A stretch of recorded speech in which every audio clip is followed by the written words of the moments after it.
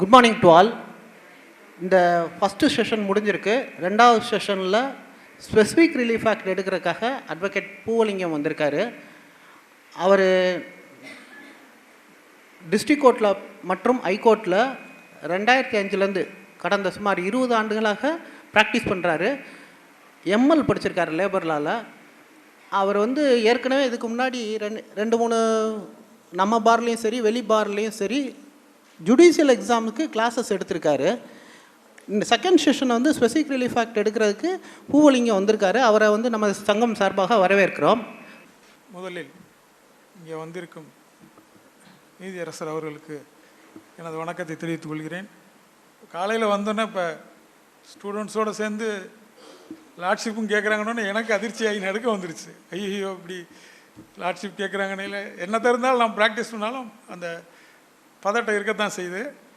அப்புறம் ஜுடிஷியல் எக்ஸாமுக்காக நீங்கள் ப்ரிப்பேர் பண்ணுறீங்க அப்படின்னு கேள்விப்பட்டு ராஜா இருக்கார், ட்ரெஸ்டர் ராஜா அந்த சங்கத்துக்கு. அவர் நானும் கிளாஸ்மேட்டு பிஎல்ல. அந்த அடிப்படையில் சொன்னதன் பேரில் வித்தின் ஷார்ட் நோட்டீஸ் திடீர்னு சொல்லிட்டார் ஒரு கிளாஸ் எடுக்கணும் அப்படின்னு. என்னால் முடிஞ்ச அளவுக்கு ப்ரிப்பேர் பண்ணியிருக்கேன். அப்புறம் எம்கே சுரேஷ் சாரும் அதை என்னை காண்டாக்ட் பண்ணி பிரதர் இந்த வாரம் ஒரு கிளாஸ் எடுக்கணும் அப்படின்னு சொன்னாங்க. அதுக்காக தான் எடுக்க வந்திருக்கேன். கிளாஸுன்னு கூட சொல்ல முடியாது, எனக்கு தெரிஞ்ச விஷயங்களை உங்களோட பகிர்ந்துக்கிறேன். ஏன்னா சட்டத்தை பொறுத்த அளவுக்கு யாரும் கிளாஸுன்னு எடுத்துட முடியாது. ஏன்னா it is an evolving subject. எந்த லாவாக இருந்தாலும், அதுவும் particularly specific relief act is ever evolving subject தான். You cannot find a single citation fit into a particular section. ஒரு செக்ஷனுக்கு இந்த சைட்டேஷன் தான் ஃபிட்டாக இருக்கும், வேறு சைட்டேஷனே இருக்காதுன்னு சொல்லவே முடியாது. ஒரு செக்ஷனுக்கு 10 சைட்டேஷன் இருக்கும். It depends upon the judges who decides the case. ஏன்னா this act based upon the legal maxim ubi jus sibi remedium, there is a remedy. அந்த பிரின்சிபலை ஃபாலோ பண்ணி தான் இந்த ஆக்டை எனாக்ட் பண்ணாங்க. அதனால் இந்த ஆக்டை பொறுத்தளவுக்கு ஒரு கன்ஸ்ட்ரெயின் பண்ணி சொல்ல முடியாது. It based on discretion of the court. ஒரு அந்த ஸ்பெசிஃபிக் ரிலீஃப் ஆக்டை, அதாவது ஸ்பெசிஃபிக் பெர்ஃபார்மன்ஸை பொறுத்தளவு மட்டும் 2018 அமெண்ட்மெண்ட்டில் டிஸ்கிரிஷன் இல்லை கோர்ட்டுக்கு, கண்டிப்பாக ஸ்பெசிஃபிக் பெர்ஃபார்மன்ஸ் ப்ரொவைட் பண்ணன்ற மாதிரி ஒரு அமெண்ட்மெண்ட் வந்திருக்கு. பட் ஹவவர் அது சிவில் கோர்ட்டை பொறுத்தளவுக்கு டிஸ்கிரிஷன் தான் will play a prime role in deciding a suit for specific performance. So as his lordship stated, இந்த act only contains very small act. 42 sections தான் இதில் இருக்கும். பட் ஆனால் இந்த சிவில் கோர்ட்டில் ஃபைல் பண்ணுற ஒரு ஏறக்குறைய 70 முதல் 80% வழக்குகள் இந்த ஸ்பெசிஃபிக் ரிலீஃப் ஆக்டை டிபெண்ட் பண்ணி தான் இருக்கும். இந்த ஆக்ட்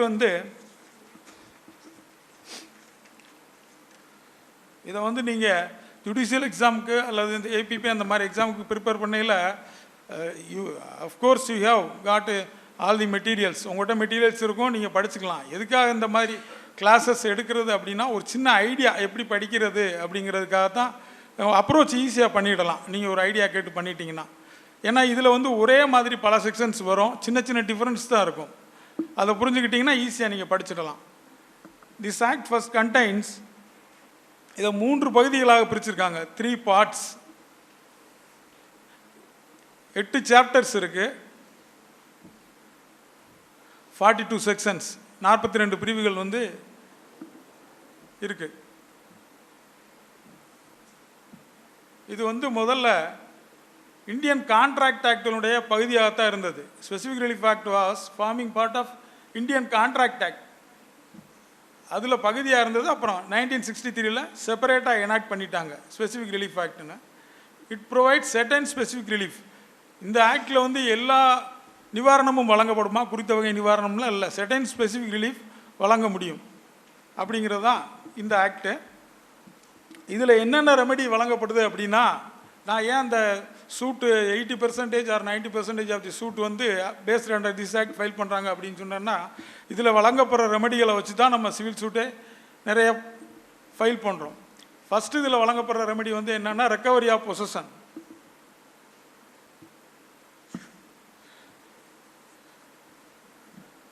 ஸ்பெசிஃபிக் பெர்ஃபார்மன்ஸ்,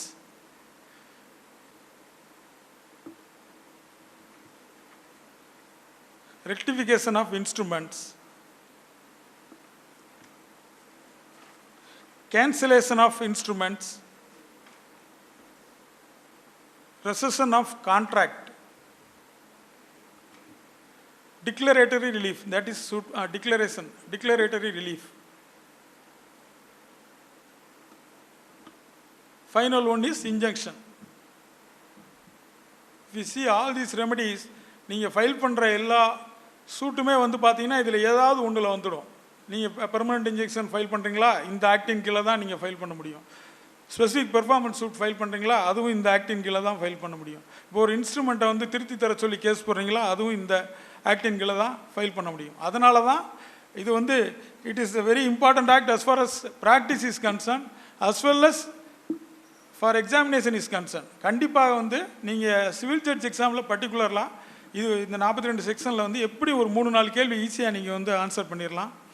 ஏன்னா நீங்கள் வந்து ஒவ்வொரு கேள்வியும் வந்து விட்டுறாமல் படிச்சிடணும். ஏன்னா each and every mark in judicial exam is important because we may be knowledgeable. Sometimes we miss it by 1 mark or half mark. For example, I humbly want to state that 2013 district judge exam நடந்தது. அதில் I was participating in that exam. அதில் 52 mark cut off. எனக்கு வந்து 51.25 mark தான் கிடச்சது. அந்த 0.75 I was refused for interview. அதனால் நீங்கள் படிக்கிறவங்க கொஞ்சம் இன்டெப்த்தாக படிச்சிருங்க. I will give you an idea. So let us come to the subject. First பார்ட்டில் என்ன அப்படின்னு சொன்னால் செக்ஷன் 1 to 4 வந்து meaning, nature and scope of specific relief act. First of all இந்த ஆக்டுக்குள்ளே போகிறதுக்கு முன்னாடி சில டேர்ம்ஸை மட்டும் நீங்கள் வந்து புரிஞ்சுக்கணும். பிளண்ட்டாக நம்ம வந்து அதை படிச்சிடக்கூடாது. ஃபார் எக்ஸாம்பிள் இதில் ட்ரஸ்ட்டுன்ற வார்த்தை யூஸ் பண்ணியிருப்பாங்க. ட்ரஸ்ட்டு, ட்ரஸ்டி அப்படின்ற வார்த்தை வந்து இந்த ஆக்டில் வரும். நம்ம பிளண்ட்டாக சும்மா நம்ம பார்க்கும் பொழுது வெறும் ட்ரஸ்ட்டுன்னா அந்த ஏதோ ஒரு சேரிட்டபிள் ட்ரஸ்ட் அப்படின்ற மீனிங்கில் அந்த வார்த்தை நீங்கள் புரிஞ்சுக்கிறக்கூடாது. ட்ரஸ்ட்டுன்னா who is acting in trust அப்படின்ற அர்த்தத்தில் நீங்கள் புரிஞ்சுக்கிறணும்.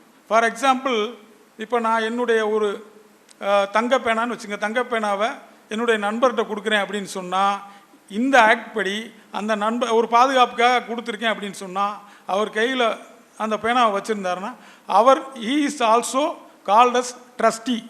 எனக்காக வந்து அவர் தங்கப்பேனா வச்சுருக்காரு, அதனால் ட்ரஸ்டி. அதனால் ட்ரஸ்ட்டு, ட்ரஸ்டின்ற மீனிங் வந்து அந்த சேரிட்டபிள் ட்ரஸ்ட் மீனிங்கை கொடுக்குறது கிடையாது, ஆக்டிங் ட்ரஸ்ட் அப்படின்ற மீனிங்கை தான் குறிக்கும்.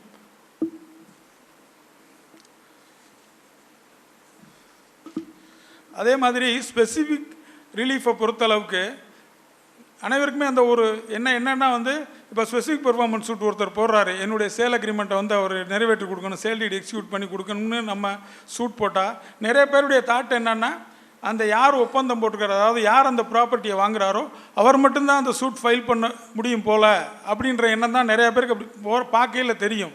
ஆனால் அதர் பார்ட்டி, அதாவது இந்த சொத்தை விற்கக்கூடிய பார்ட்டியுமே வந்து ஸ்பெசிஃபிக் பெர்ஃபார்மன்ஸ் சூட் போடலாம். நான் வந்து விற்க ரெடியாக இருக்கேன், அவர் வேணும்னே பணத்தை தராமல் அவருடைய பார்ட் ஆஃப் பெர்ஃபார்மன்ஸை வந்து ஃபுல்ஃபில் பண்ணாமல் இருக்கார், அதனால் எனக்கு கொடுங்க அப்படின்னு சொல்லி சிவில் சூட் போடலாம். ஸோ இந்த ரிலீஃபை பொறுத்தளவுக்கு parties to the contract, both parties to the contract வந்து they can file suit under this act. முதல்ல கான்ட்ராக்ட்னா என்ன அப்படின்னா an act enforceable by law, an agreement enforceable by law is a contract. எல்லாருக்குமே அது உங்களுக்கு தெரியும். அதாவது சட்டப்படியாக நிறைவேற்றக்கூடிய ஒப்பந்தங்கள் வந்து கான்ட்ராக்ட் அப்படின்னு நம்ம சொல்கிறோம். ஸோ அந்த மாதிரி அதை முதல்ல மனசில் வச்சுங்க. சட்டப்படியான ஒப்பந்தம் இருந்தால் இந்த ஆக்ட் படி நிறைவேற்றுறதுக்கு என்னென்ன ப்ரொசீஜர்ஸ், ரூல்ஸ் அப்படிங்கிறத வந்து ஸ்பெசிஃபிக் ரிலீஃப் ஆக்ட் சொல்லுது. Section 1 to 4 is dealing with meaning, nature and scope. அதாவது ஸ்பெசிஃபிக் ரிலீஃப்னால் என்ன மீனிங்கு, அதனுடைய நேச்சர் என்ன, ஸ்கோப் அந்த ஆக்டுக்கு என்னென்ன ஸ்கோப் இருக்குது அப்படிங்கிறது தான் இந்த முதல் 4 sections. First, specific relief means the remedy provided by the court to enforce a specific performance or prevent the breach of an obligation. அது என்னன்னா, ஒரு ஒப்பந்தத்தில் 2 பார்ட்டி சம்மந்தப்பட்டிருக்கும் பொழுது ஒரு பார்ட்டி ஒப்பந்தத்தை செய்ய ஒப்பந்தப்படி நடக்க தவறும் பொழுது அவரை வந்து என்ஃபோர்ஸ் கண்டிப்பாக இந்த ஒப்பந்தத்தை நிறைவேற்றி கொடுக்கணும்னு செய்கிறதுக்கும், அதே மாதிரி ஒரு பார்ட்டி ஒப்பந்தத்தில் இல்லாமல் ஒரு தவறான செய்கையை தடுப்பதற்குமே வந்து specific relief act, specific relief அப்படிங்கிறத நம்ம சொல்கிறோம். இதில் இன்னொரு இம்பார்ட்டண்ட் இன்க்ரீடியன்ட் என்னென்னா, monetary relief will not be adequate for the person approaching the court. அதாவது அவர் என்ன ரெமெடி கேட்குறாரோ அந்த ரெமெடிக்கு மானிட்டரி ரிலீஃப் கொடுக்க முடியாது. அப்படி இருக்கும் பட்சத்தில் இந்த ஆக்டின் கீழே specifically that relief alone can be granted. அதனால தான் இதை ஸ்பெசிஃபிக் ரிலீஃப் அப்படின்னு நம்ம சொல்கிறோம். For example, I may have a gold jewels which is with my family for more than 800 years. அதை வந்து நான் என்னுடைய நண்பர்கிட்ட கொடுத்துட்றேன்னு வைங்க. அந்த நண்பர் வேணும்னே அதை வச்சுக்கிட்டு ஏன்னா specific another thing is specific relief act applicable to both movable and immovable properties. இப்போ 800 வருஷமாக என் குடும்பத்தில் இருக்க ஜுவல்லை வந்து ஒரு நண்பர்கிட்ட கொடுத்துருக்கேன். இப்போ அவர் தர மறுக்கிறார் ஏதோ ஒரு காரணத்தில் அப்படின்னு சொன்னால், அப்போ நான் அந்த ஒரு கேஸ் ஃபைல் பண்ணேன் அப்படின்னு சொன்னால் கோர்ட்டு வந்து அந்த ஜுவலை கொடுக்க சொல்லித்தான் உத்தரவு போட முடியும். ஏன்னா அந்த 800 வருஷ ஜுவல் அப்படிங்கிறதுக்கு வந்து காம்பன்சேட்டரி வந்து நம்ம டிசைட் பண்ண முடியாது. அதை ஒரு காம்பன்சேஷனை டிசைட் பண்ண முடியாது. ஏன்னா அதனுடைய வேல்யூ எனக்கு மட்டும்தான் தெரியும். என்னுடைய கிராண்ட் ஃபாதர் அவருக்கு கிராண்ட் ஃபாதர் வச்சுருந்துருப்பார். அந்த மாதிரி அந்த ரெமெடி மட்டுமே அவைலபிள் அப்படின்ற பட்சத்தில் this act will be applicable. அதே மாதிரி இன்னொரு எக்ஸாம்பிள் என்னென்னா, இப்போ உங்கள் ப்ராப்பர்ட்டி இருக்குது, அதை உரிமையே இல்லாத ஒருத்தர் வந்து டிஸ்டர்ப் பண்ண வர்றாருன்னா அதை ஒன்லி ரெமெடி வந்து இன்ஜெக்ஷன் தான் கொடுக்க முடியும்.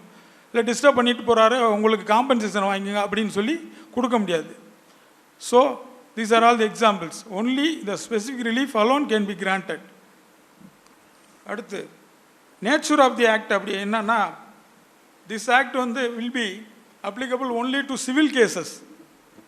ஸ்பெசிஃபிக் ரிலீஃப் ஆக்ட் வந்து சிவில் ரெமெடி மட்டும்தான் வருமே தவிர கிரிமினல் கேசஸ்க்கு there is no application under this act. Criminal ப்ரொசீடிங்ஸை இனிஷியேட் பண்ணுறத இந்த ஆக்ட் மூலமாக நீங்கள் சூட்டு போட்டு கூட தடுக்க முடியாது. இப்போ இந்த ஆக்ட் எந்தெந்த ஸ்கோப் ஆஃப் தி ஆக்ட் பார்க்கலாம். இந்த ஆக்ட் வந்து எந்தெந்த விதத்தில் பயன்படுது அப்படிங்கிறத பார்க்கலாம். First contracts. இரண்டு பேருக்கிடையே வந்து ஒரு ஒப்பந்தம் ஏற்படும் பொழுது ஒரு தரப்பினர் வந்து அந்த ஒப்பந்தத்தை நிறைவேற்ற தவறினார் என்று சொன்னால் பாதிக்கப்பட்ட நபர் வந்து கோர்ட்டை நாடும் பொழுது அவருக்குரிய ரெமெடி அந்த ஒப்பந்தத்தை நிறைவேற்ற சொல்லி அதர் சைடை கம்பல் பண்ணி ஆர்டர் போடலாம் இந்த சட்டத்தின் கீழே. Second one is property disputes.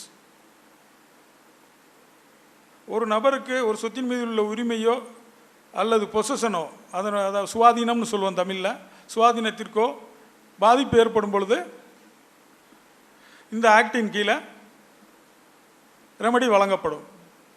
அடுத்தது ட்ரஸ்ட் அண்ட் ட்ரஸ்டீஸ். அதாவது நான் ஏற்கனவே சொன்னேன்ல, யார் ட்ரஸ்ட்டு அப்படின்னு சொன்னால், நான் ஏற்கனவே அந்த முதல்ல முன்னாடி சொன்ன மாதிரி trust and trustees.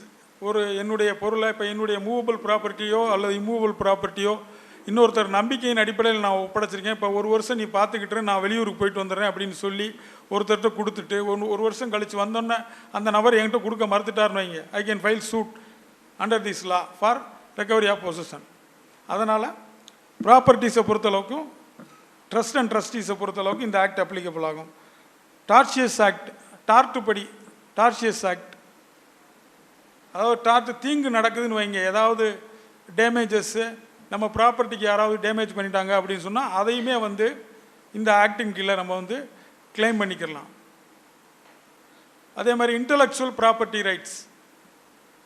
For example, என்னுடைய டிசைன் இருக்கும், நான் ஒரு டிசைனை கண்டுபிடிச்சிருப்பேன், என்னுடைய ப்ராடக்ட்டுக்கு இந்த டிசைன் தான் அப்படின்னு சொல்லி, இதே டிசைனை இன்னொருத்தர் யூஸ் பண்ணார்னா என் டிசைனை இன்னொருத்தர் யூஸ் பண்ணக்கூடாது அப்படின்னு சொல்லி I can file a suit for permanent injunction restraining that person from using my design. So intellectual property ரைட்லையும் இந்த ஆக்ட் வந்து அப்ளிகபிள் ஆகும். எந்தெந்த சமயத்தில் you cannot claim specific relief, limitation சிலது இருக்குது. ஸ்பெசிஃபிக் ரிலீஃப் ஆக்ட்டுக்கு என்னென்ன லிமிட்டேஷன் இருக்குது அப்படின்னா, அடிக்குவசி ஆஃப் டேமேஜஸ், அதாவது பணத்தின் மூலமாக நீதிமன்றத்தை அணுகுவோருக்கு வந்து ரிலீஃப் கொடுக்க முடியும் அப்படின்ற ஒரு பணத்தின் மூலமாக அவருடைய ரிலீஃபை டிட்டர்மைன் பண்ண முடியும், இவ்வளோ பணம் கொடுத்தா அவர் கேட்குற ரிலீஃபுக்கு வந்து ஈக்குவலாக இருக்கும்னு கோர்ட்டு முடிவு பண்ணுற பட்சத்தில் ஸ்பெசிஃபிக் ரிலீஃப் கிடைக்காது. அதே மாதிரி பர்சனல் சர்வீசஸ், ஃபார் எக்ஸாம்பிள் இப்போ ஒரு சிங்கர் இருக்காங்க, அவங்க வந்து ஏ ஒரு சிங்கர், பி வந்து ஒரு ஹோட்டல் மேனேஜர்னு வைங்க. ஏ வந்து பி மேனேஜர் ஹோட்டலில் வந்து பாடுவதற்கு வந்து ஒரு ஒப்பந்தம் ஏக்கும் பிக்கும் ஏற்படுது அப்படின்னு சொன்னால், இந்த ஒப்பந்தத்தை இப்போ ஏ வந்து திடீர்னு பாட மறுத்துட்டாங்க அப்படின்னு சொன்னால், பாட சொல்லுங்க அப்படின்னு சொல்லி ஸ்பெசிஃபிக் பெர்ஃபார்மன்ஸ் ஸ்பெசிஃபிக் ரிலீஃப் ஆக்டின் கீழே பி வந்து வழக்கு தாக்கல் செய்ய முடியாது. ஏன்னா இது வந்து பர்சனல் ஸ்கில், பாடுறது வந்து அவங்களுடைய பர்சனல் ஸ்கில். இப்போ கோர்ட்டே ஒருத்தரை வந்து இந்த ஆக்டின் கீழே இப்போ கேஸ் போடுறான்னு வைங்க, பிஏ வந்து பாட சொல்லுங்கன்னா கோர்ட்டு கம்பல் பண்ண முடியாது பாடுங்கன்னு. அவங்க 1000 காரணம் சொல்லலாம், ஏன்னா எனக்கு தொண்டை சரியில்லை, எனக்கு முடியாது, பாட வரமாட்டேங்குது அப்படின்னு சொல்லலாம். ஸோ அந்த மாதிரி இதில் வந்து specific performance suit specific relief ஆக்டின் கீழே சூட் ஃபைல் பண்ண முடியாது. ஆனால் அதுக்காக பிக்கு ரெமடியே இல்லை அப்படின்னு அர்த்தம் கிடையாது.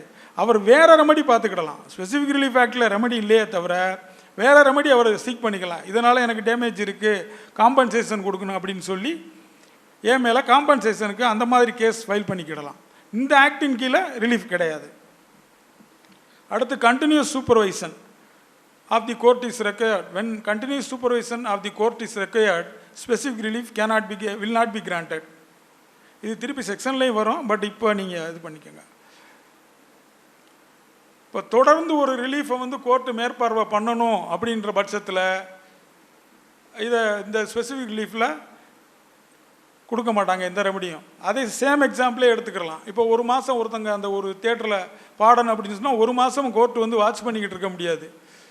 இவங்க ஒரு மாதம் இன்றைக்கி போய் 5 மணிக்கு பாடுறாங்களா 6 மணிக்கு பாடுறாங்களா அப்படின்னு சொல்லி அந்த நேரத்தில் வந்து specific relief will not be granted. இப்போ நம்ம மெயின் செக்ஷனுக்கு வந்துடுவோம்.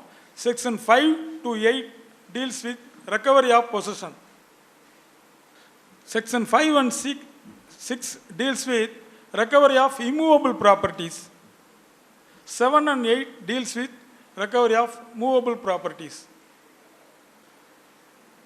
இப்போ 5 recovery of immovable property தான், 6 recovery of immovable property தான்.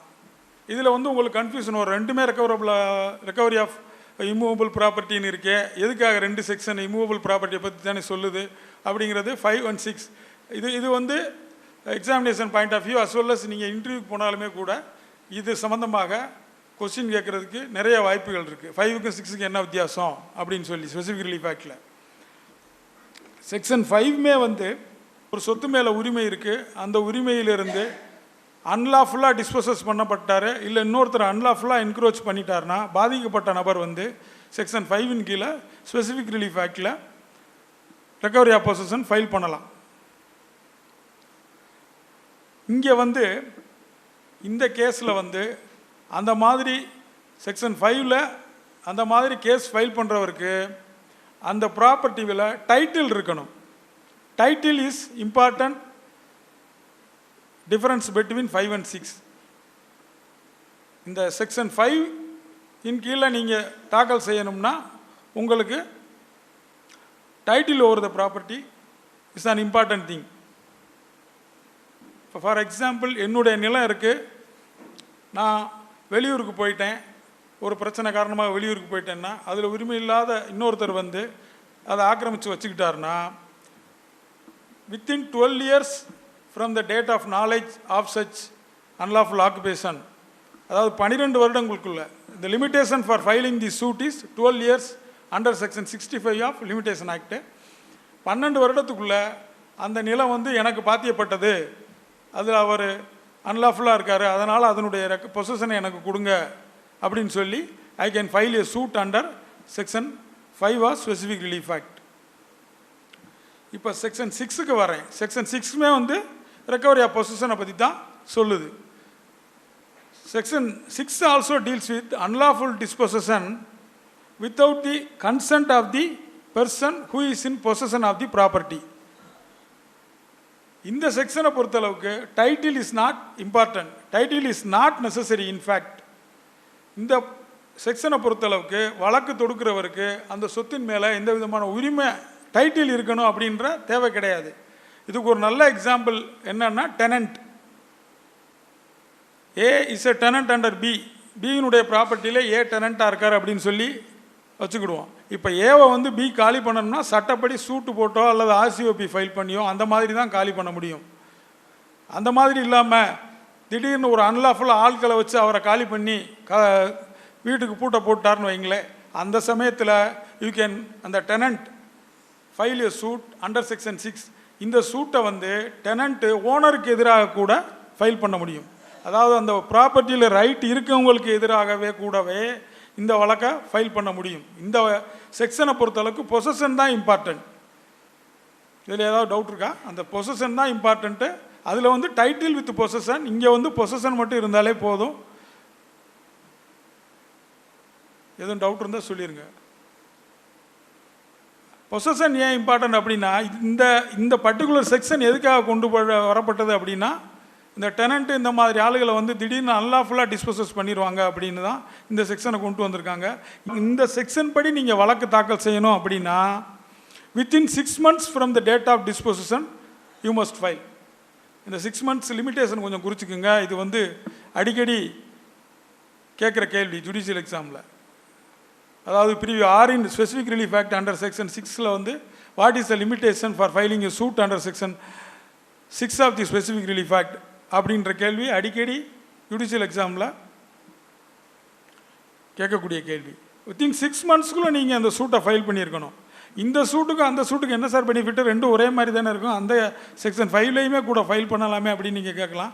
இந்த சூட்டை பொறுத்தளவுக்கு சிவில் கோர்ட் இதில் ஒன்று டிசைட் பண்ணிருச்சுன்னா there is no appeal or review for the judgments rendered by civil court under section 6 of the specific relief act. The only remedy available to the other party is to only to file a revision petition தான். Revision இருக்கு, revision தடை கிடையாது. But ரிவ்யூவோ அப்பீலோ கிடையாது. ஏன் ரிவ்யூவோ அப்பீலோ கிடையாது அப்படின்னா, இந்த section கொண்டு வந்ததே ஒரு டெனண்ட்டு இந்த மாதிரி பொசஷனில் இருக்கவங்களுடைய ரைட்டை வந்து பாதுகாக்கிறதுக்கு தான்.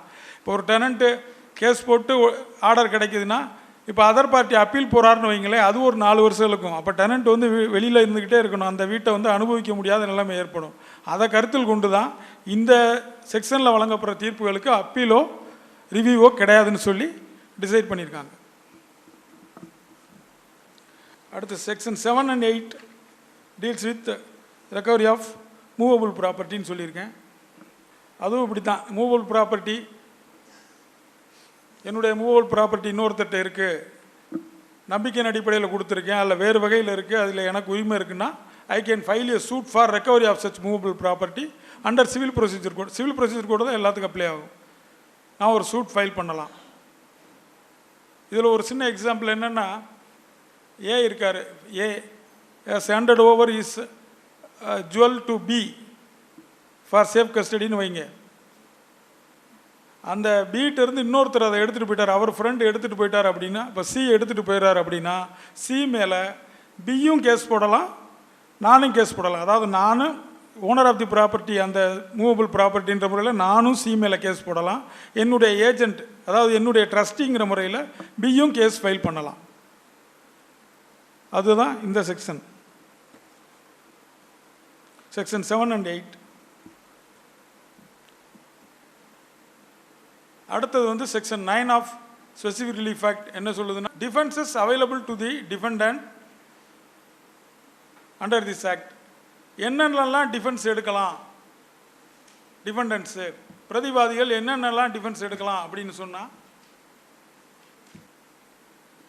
இதில் சிம்பிளாக முடிச்சுட்டாங்க. இந்தியன் கான்ட்ராக்ட் ஆக்டில் வந்து என்னென்ன டிஃபென்ஸ் எல்லாம் சொல்லப்பட்டிருக்கோ அனைத்து டிஃபென்ஸையும் பிரதிவாதி இந்த ஆக்டில் எடுக்கலாம். What are all the defences stated in Indian contract act can be used by the defendant under this act also.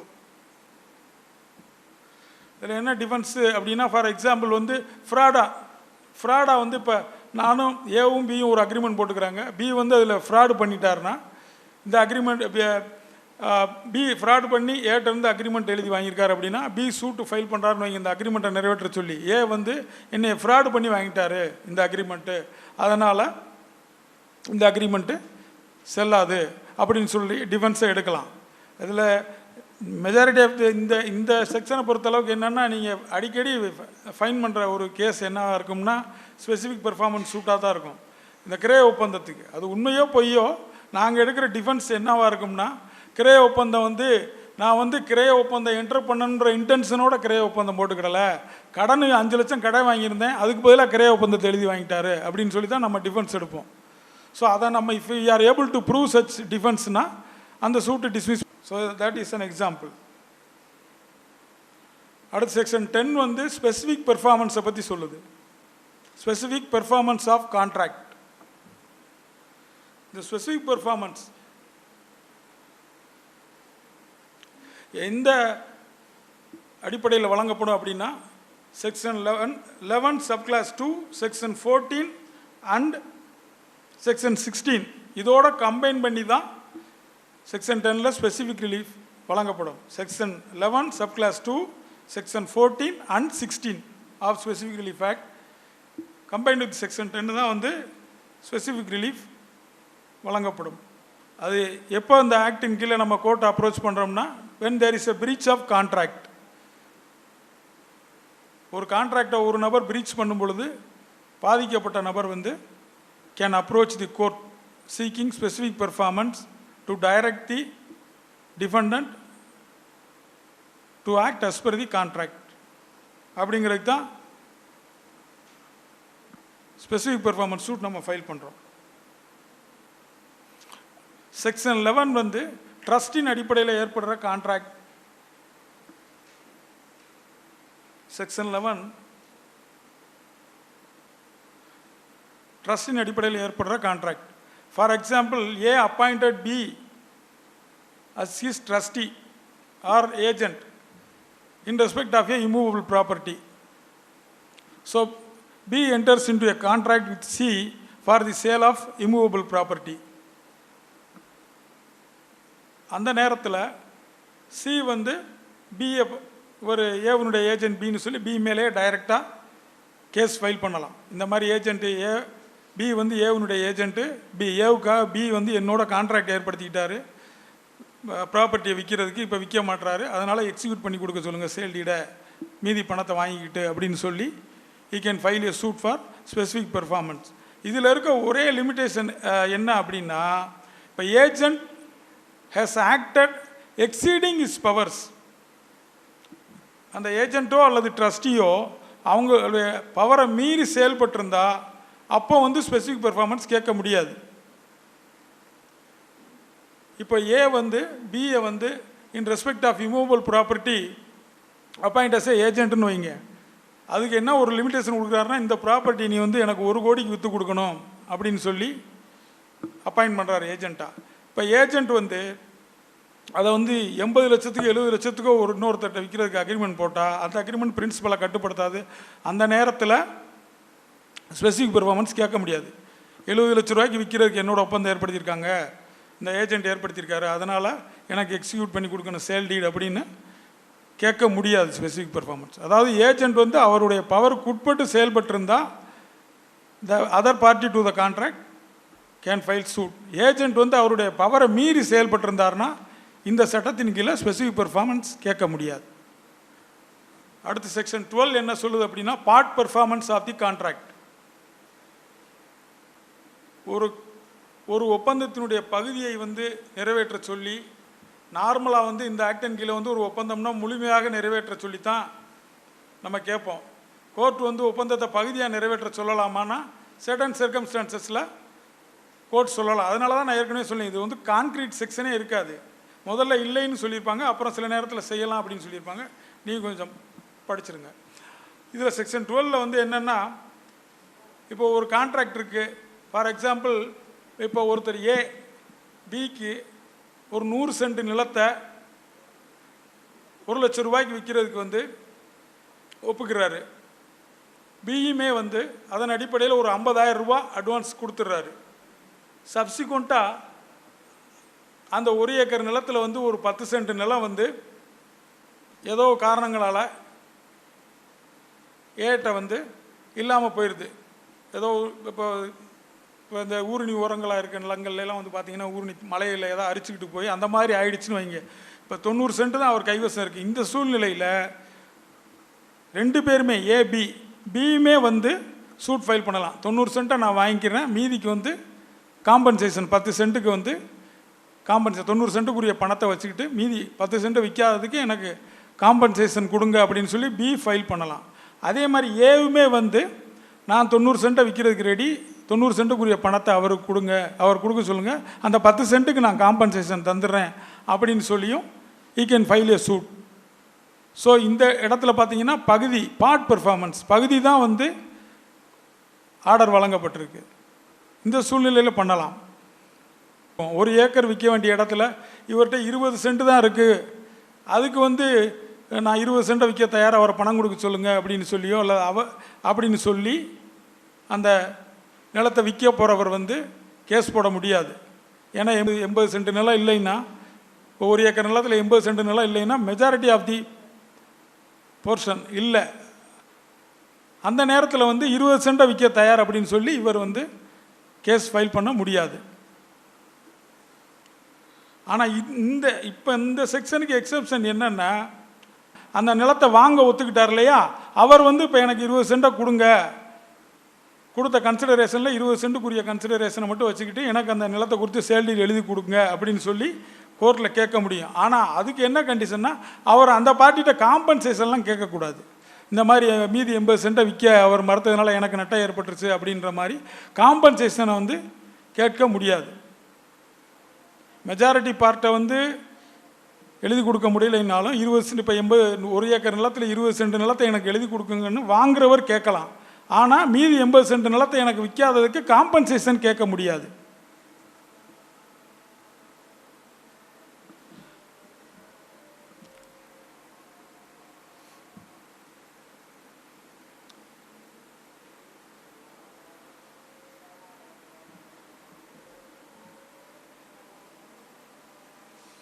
அதே மாதிரி ஒரு கான்ட்ராக்டினுடைய இன்க்ரீடியன்ட்ஸ் வந்து பிரிக்க முடியாத அளவுக்கு இருக்குது அப்படின்னா, ஒரு பகுதி கான்ட்ராக்டை கொடுத்துட்டு ஒரு பகுதி கான்ட்ராக்டையுமே வந்து கோர்ட்டு வழங்காது.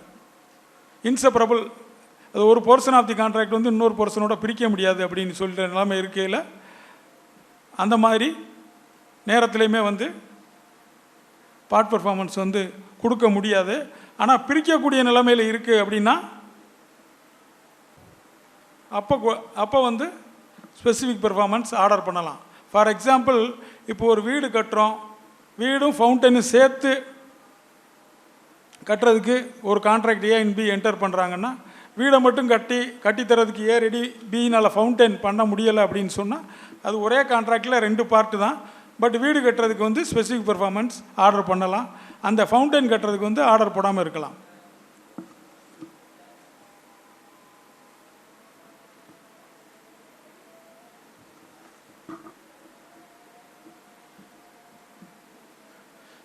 செக்ஷன் 13 என்னன்னா, right of purchaser or lessee against person with no title or imperfect title. அதாவது ஒரு ரிமூவபிள் ப்ராப்பர்ட்டியோ வாங்குபவருக்கு அதை விற்பவரிடமோ அல்லது வந்து அதை குத்தகைக்கு விட ஒப்புக்கொண்டவரிடமோ என்ன ரைட் இருக்குது அப்படின்னு சொல்கிறது தான் செக்ஷன் 13. அவருக்கு இம்பர்ஃபெக்ட் டைட்டில். இப்போ ஃபார் எக்ஸாம்பிள், இப்போ ஒரு கூட்டு குடும்ப சொத்து இருக்குது, அதில் இப்போ 5 பேர் ஏபிசிடி அப்படின்னு 4 பேருக்கு சொந்தமான சொத்து இருக்குது அப்படின்னா, இதில் ஏ ஃபாதர், பிசிடி வந்து மகன், அவருடைய சன்ஸ் அப்படின்னு வச்சுக்கிட்டா, ஏ வந்து ஈயோட ஒரு கான்ட்ராக்ட் என்டர் பண்ணுறாரு, அதை சேல் பண்ணுறதுக்கு, சொத்தை சேல் பண்ணுறதுக்கு. ஆக்சுவலாக வந்து என்னென்னா, ஏவுக்கு மட்டும் அந்த ப்ராப்பர்ட்டி சொந்தம் கிடையாது, பிசிடி எல்லாருக்கும் சேர்த்து சொந்தம். ஆனால் ஏ மட்டும்தான் கான்ட்ராக்டு பண்ணுறாரு அப்படின்ற நேரத்தில் இப்போ கான்ட்ராக்டு அதை வர நம்பி கான்ட்ராக்ட் என்டர் பண்ணவங்களுக்கு என்ன ரெமெடி அப்படின்னா, பின்னாடி அந்த ஏவுக்கு வந்து என்டையர் ரைட் வருது அப்படின்ற பட்சத்தில் ஏவை வந்து அந்த கான்ட்ராக்டை வந்து நிறைவேற்றி செல்ல சொல்லி கேட்கலாம். ஃபார் எக்ஸாம்பிள் இப்போ ஃபாதர் ஏ இருக்காருன்னா பிசிடி இவங்க 3 பேர்ட்டையும் ஒரு ரிலீஸ் டீடு வாங்கிட்டாருன்னா கான்ட்ராக்ட் போட்ட அன்னைக்கு ஏபிசிடி எல்லாருக்கும் சொத்து சொந்தமான சொத்து. ஆனால் ஏ மட்டும் கான்ட்ராக்ட் என்டர் பண்ணார்னா அவருக்கு வந்து இம்பர்ஃபெக்ட் டைட்டில் தான். ஏன்னா பெர்ஃபெக்ட் டைட்டில் கிடையாது. மற்ற 3 பேருடைய ஷேரையும் சேர்த்து ஒரு கான்ட்ராக்ட் போட்டிருக்கிறதுனால it is not a perfect title. சப்சிக்வெண்ட்டாக ஏவுக்கு அந்த கான்ட்ராக்ட் அந்த டைட்டில் வந்துருச்சுன்னு வைங்க, அதாவது பிசிடி இவங்ககிட்ட வந்து ஒரு ரிலீஸ் டீட் எழுதி வாங்கிட்டாரு அப்படின்னு சொல்கிற பட்சத்தில் அப்போ வந்து கான்ட்ராக்ட் என்டர் பண்ணாத இன்னொரு பார்ட்டி உங்களுக்கு டைட்டில் வந்துருச்சுல எனக்கு எழுதி கொடு அப்படின்னு சொல்லி கோர்ட்டில் வழக்கு தாக்கல் செய்யலாம். இதே பிரின்சிபல் தான் லீஸுக்கும் அப்ளிகபிள் ஆகும். லீஸ் விடும்போது அடுத்து சப்சிக்வெண்ட்டாக வரும்பொழுது. அடுத்து செக்ஷன் 14 என்ன அப்படின்னா, எந்த விதமான ஒப்பந்தங்களை வந்து ஸ்பெசிஃபிக்காக என்ஃபோர்ஸ் பண்ண முடியாது அப்படிங்கிறது செக்ஷன் 14. இதுவுமே இம்பார்ட்டண்ட்டான செக்ஷன் தான். What are all the contracts that cannot be specifically enforced. இதில் ஃபஸ்ட்டு என்னென்னா சப்ஸ்டிடியூட்டட் பெர்ஃபார்மன்ஸ். இது வந்து புதுசாக அமெண்ட்மெண்ட் ஆக்ட் படி வந்து substituted performance section 20 of the contract ஆக்டில் இருக்குது. சப்ஸ்டிடியூட்டட் பெர்ஃபார்மன்ஸ் இது வந்து ஒரு சிம்பிளான கான்செப்ட் தான். ஒன்றும்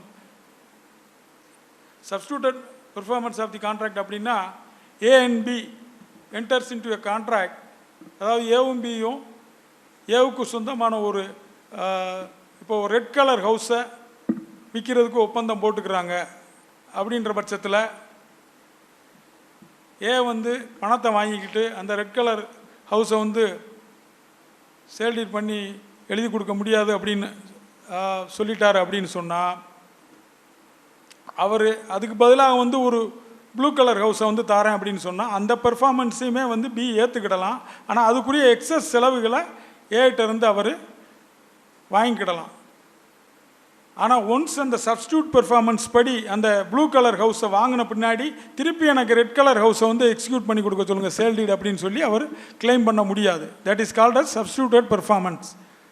சப்ஸ்டியூட் பெர்ஃபார்மன்ஸை ஒன்ஸ் அக்செப்ட் பண்ணிட்டீங்கன்னா அடுத்து ஸ்பெசிஃபிக் பெர்ஃபார்மன்ஸை நீங்கள் கிளைம் பண்ண முடியாது.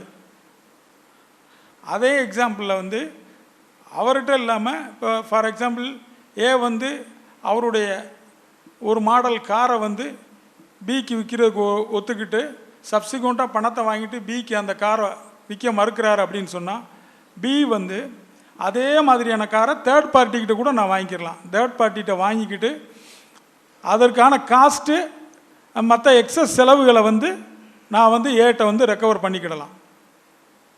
இதுதான் சப்ஸ்டியூட்டட் பெர்ஃபார்மன்ஸ் அப்படிங்கிறதுக்கு அர்த்தம்.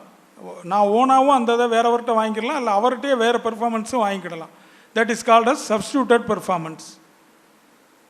ஏற்கனவே சொன்ன மாதிரி அனதர் பாயிண்ட் வந்து எப்போ கான்ட்ராக்டை என்ஃபோர்ஸ் பண்ண முடியாதுன்னா continuous duty that the court cannot supervise. நான் ஏற்கனவே சொன்னது மாதிரி ஒரு சிங்கர் தொடர்ந்து ஒரு ஹோட்டலில் பாடுறாங்களா அப்படின்னு சொல்லி கண்டினியூஸாக கோர்ட்டு சூப்பர்வைஸ் பண்ணிக்கிட்டு இருக்க முடியாது. அந்த நேரத்தில் வந்து அந்த சிங்கருக்கும் அந்த ஹோட்டல் மேனேஜருக்கும் ஏற்பட்ட கான்ட்ராக்டை வந்து பெர்ஃபார்ம் பண்ணுங்க அப்படின்னு சொல்லி சிங்கரை கம்பல் பண்ண கோர்ட்டு முடியாது. ஸோ அதுக்கு அப்போ அவர் மேனேஜர் என்ன செய்யலாம்னா காம்பன்சேஷன் கேட்டு he can file separate suit. இதே எக்ஸாம்பிள் பின்னாடி ஒரு இதில் வரும், அதை நான் அப்போ எக்ஸ்பிளைன் பண்ணுறேன். காம்பன்சேஷன் கேட்டு வேறு சூட் போட்டுக்கலாமே ஒழிய ஸ்பெசிஃபிக் பெர்ஃபார்மன்ஸுக்கு சூட்டு போட முடியாது. அதே மாதிரி ஏற்கனவே சொன்னதான் பர்சனல் குவாலிஃபிகேஷன். ஒருத்தருடைய தனித்திறமையின் அடிப்படையில் ஏற்பட்ட ஒப்பந்தங்களுக்குமே வந்து ஸ்பெசிஃபிக் பெர்ஃபார்மன்ஸ் கிளைம் பண்ண முடியாது. இப்போ ஒரு ஆர்டிஸ்ட் இருக்கலாம், உங்களுடைய படத்தை வரைஞ்சி கொடுக்குறேன்னு ஏ ஒரு ஆர்டிஸ்ட் பியினுடைய படத்தை வரைஞ்சி கொடுக்குறேன்னு சொல்லி ஏவும் பியும் கான்ட்ராக்ட் பண்ணுறாங்கன்னா அவர் சப்சிக்வெண்ட்டாக ஏ வந்து வரைஞ்சி கொடுக்க மறுக்கிறார் அப்படின்னா ஸ்பெசிஃபிக் பெர்ஃபார்மன்ஸின் கீழே நம்ம வந்து கேஸ் ஃபைல் பண்ண முடியாது. ஏன்னா it depends upon the personal qualification of A. ஏவினுடைய தனித்திறமையின் அடிப்படையில் ஏற்பட்ட கான்ட்ராக்ட் அப்படிங்கிறதுனால அந்த கான்ட்ராக்டை வந்து நீங்கள் ஸ்பெசிஃபிக் பெர்ஃபார்மன்ஸு கேட்க முடியாது.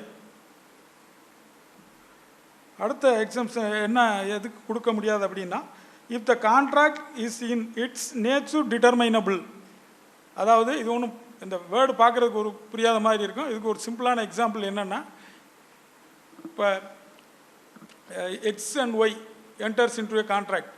எக்ஸும் வந்து ஒய் என்ன கான்ட்ராக்ட் என்டர் பண்ணுறாங்கன்னா எக்ஸ் வந்து ஒரு நிலத்தின் உரிமையாளர். அவர் ஒய்க்கு அந்த நிலத்தை ஒரு வருடத்திற்கு குத்தகைக்கு விடுறதுக்கு வந்து என்டர்ஸ் இன்டு ஏ கான்ட்ராக்ட்.